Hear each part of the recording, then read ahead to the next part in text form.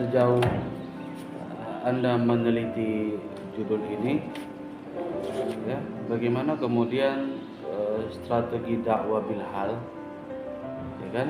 Judulnya itu ya, strategi dakwah bil hal, itu berdampak langsung pada partisipasi sosial keagamaan.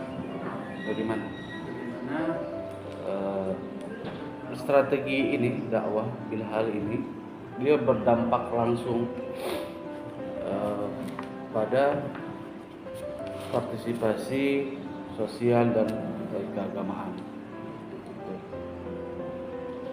Dampaknya mungkin dari peningkatan jamaah yang hadir.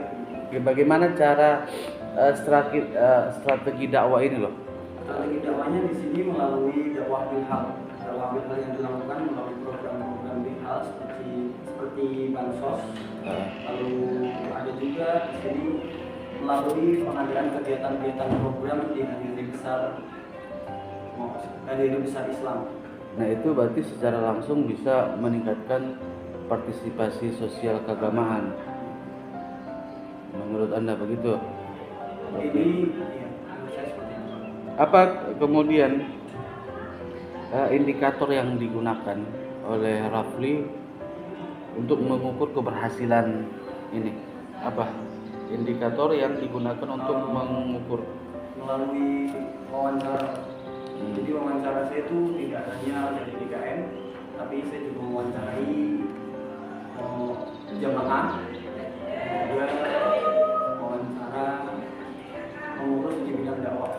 Ya. Setelah diwawancarai, apa hasilnya? Apa maksudnya? Apa yang kemudian menjadi tolak ukur mereka bahwa strategi dakwah bil hal ini mampu kemudian meningkatkan partisipasi sosial keagamaan? Apa indikatornya? Misalnya dengan menerapkan ini, maka kemudian para jemaah misalnya apa hasilnya? Hasilnya mungkin lebih hasil yang didapatkan dari adanya program-program tadi yang saya sebutkan, meningkatnya sosial keagamaan dari jemaah tersebut. Dalam hal apa? Ya, misal di hari-hari biasa seperti kajian-kajian, di situ kan saya sertakan kajian-kajian hariannya. Berarti indikatornya adalah partisipasi kehadiran pada kegiatan-kegiatan keagamaan. Berarti indikatornya itu, ya kan? Selain partisipasi kehadiran acara keagamaan, apalagi ada juga kegiatan-kegiatan sosial. Kegiatan sosial. Iya.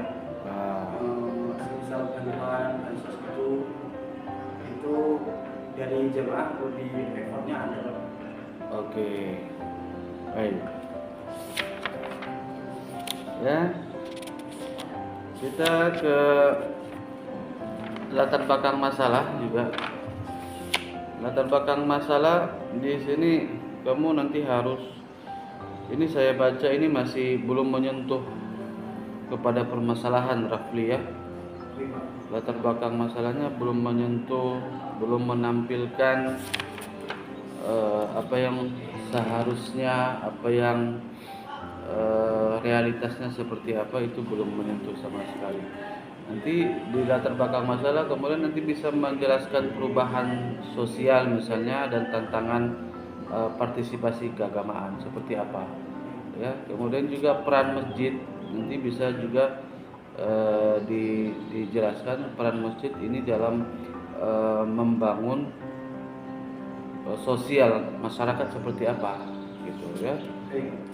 Kemudian juga pentingnya manajemen DKM, manajemen masjid ini seperti apa, dan juga hal-hal yang lain yang seharusnya masjid harusnya begini, kemudian yang terjadi sekarang ini seperti apa. Itu kan perlu dijelaskan dalam latar belakang masalah kan. Kemudian juga hindari mengutip ayat dalam latar belakang masalah. Ini sama juga seperti yang tadi ya. Ini juga ada pengutipan body note ya. di halaman 9 ada Ayub DKK 9639 gitu. Ini pengutipannya formatnya body note apa footnote, Rafli? Harusnya footnote Pak. Harusnya footnote. Itu footnote soalnya di belakangnya sudah saya kasih. Tapi body note-nya masih nyambung. Gitu ya. Saya hapus. Kemudian di rumusan masalah juga ini belum menyentuh langsung kepada studi kasusnya. Jadi alangkah baiknya misalnya diganti dengan bagaimana strategi dakwah bil hal yang diterapkan manajemen DKM dalam meningkatkan partisipasi sosial dan keagamaan pada masjid ini. Misalnya langsung saja menyentuh ke situ. Ya. Ini kan partisipasi sosialnya tidak ada kan? Jadi hanya bagaimana strategi dakwah bil hal yang dilakukan oleh manajemen. Ya kan? Padahal di judul ada lah. Ya kan? Dalam meningkatkan partisipasi sosial keagamaan. Jadi Langsung saja menyentuh ke studi kasusnya itu. Nah, yang kedua baru kemudian ya apa faktor pendukung dan penghambat dalam penerapan strategi ini. Ya. Oke. Nah, ini juga di kajian pustaka ditambahkan penjelasan mengenai apa kesamaan, kemudian apa perbedaan dengan penelitian Anda, ya, supaya kemudian terlihat gapnya gitu.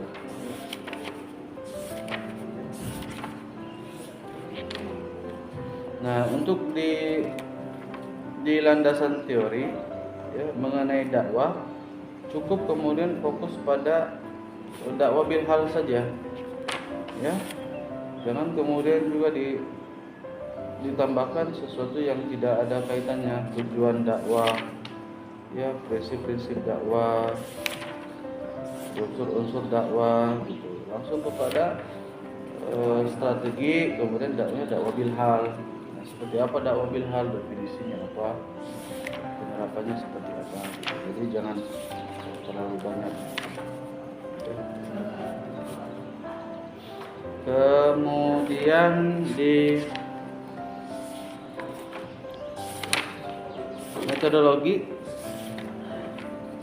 secara penulisan jenis dan pendekatan itu dibedakan ya, Rafli.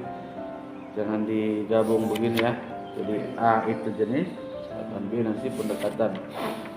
Kemudian subjek dan objek penelitian maksudnya apa di sini? Subjek di sini adalah orang yang saya wawancarai untuk pengembangan penelitian di bab 4. Kemudian objek apa yang dimaksud? Titik fokus pada penelitian kali ini Pak. Kemudian informannya mana? Informannya di subjek Pak. Berarti diganti dengan informan, ya, Baik Pak. informan penelitian. Teknik penentuan informan mana? Kenapa kemudian dia yang dijadikan informan, kriterianya apa? Nah, itu harus dijelaskan. Tekniknya mana, nggak ada? Belum ada Pak. Mungkin tekniknya mungkin saya menggunakan teknik datanya, analisis data Pak. Analisis data beda lagi, ya. Teknik informannya belum saya. Oke.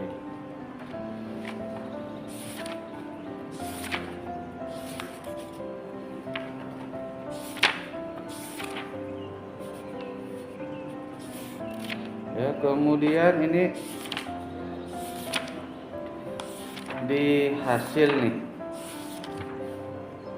Ini analisanya masih kurang, Rafli, ya. Maksudnya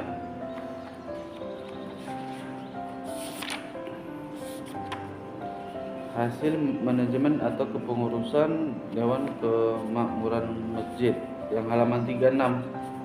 Ini menjawab apa? Ini apa ini? Halaman 36 ada nggak? 36 ya.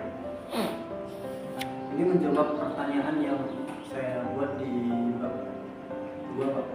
Bab 3 Pak, metodologi penelitian tentang dokumentasi. Itu kan ada pertanyaan. Harusnya di hasil menjawab apa? Menjawab rumusan masalah. Rumusan masalah. Ya. Manajemen atau kepengurusan Dewan Masjid. Nih, apa? Maksudnya dia asalnya dari mana tiba-tiba ada gitu kan? Tugas pokok masing-masing kepengurusan Dewan Kemakmuran Masjid apa? Karena ini sudah masuk hasil kan? Iya. Ketua DKM, ini masih program sosial keagamaan yang direncanakan. Ini masuk mana ini program nih? Rafli? Program sosial itu Masuk. Ini kan ada dua nih iya. rumusan masalah. Berarti masuk nomor pertama. Bagaimana Iya, strategi? pertama, Pak. Itu masuk poin pertama. Soalnya tidak ada penjelasan yang perilaku partisipasi masing-masing pengurus. Ini berarti masih masuk rumusan pertama, rumusan masalah pertama. Nomor 5. Nah, ini udah masuk ke poin kedua, Pak. Anda tadi. Nah, itu dia, masih secara format penulisan kurang jelas, jadi membuat orang bingung. Sampai nomor 8. Nomor 8 ini pimpinan DKM mengontrol dan memberikan panduan terkait dalam apa ini? Jawaban dari mana? Ini dari jawab poin pertama, Pak. Bolak-balik. Harusnya urutannya hasil pembahasan A. Kemudian ditulis nih bagaimana strategi dakwah bil hal yang diterapkan. Datanya apa, analisanya apa. Kita selesaikan dulu itu. Yang poin A, poin pertama tadi rumusan masalah. Ya kan? Baru setelah selesai baru poin kedua masuk. Faktor pendukung, faktor penghambat. Apa saja poin-poinnya. Nah, ini masih berantakan nih di hasil ya. Nah, sama juga berantakannya di kesimpulan. Gitu. Kesimpulannya ada 5, sedangkan rumusan masalah ada 2. Bisa jadi kesalahannya ini mungkin format penulisannya, atau bisa ya menambahkan sesuatu yang tidak ada dalam penelitian ini, gitu, ya kan? Nah, penerapan strategi ini nomor 1, peran aktif, peningkatan partisipasi, evaluasi kontrol, pengaruh budaya, nilai-nilai. Ini masuk yang poin A atau poin pertama, poin kedua? Ini poin yang pertama. Poin keduanya mana? Poin kedua belum saya kasih, Pak. Belum saya masukkan. Ya. Berarti di hasil itu berantakan semua dengan kesimpulan. Jadi saya revisi lagi.